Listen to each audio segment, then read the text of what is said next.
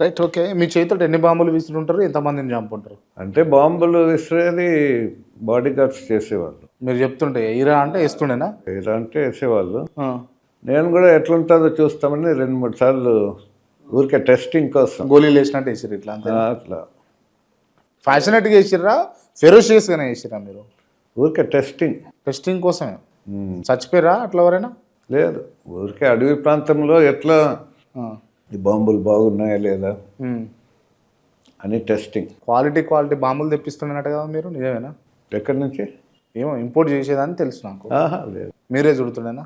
Imported guns ఉన్నాయి. Imported guns ఉండేనా? తర్వాత బాంబ్ మ్యానుఫ్యాక్చరర్స్ చుట్టేవాళ్ళు.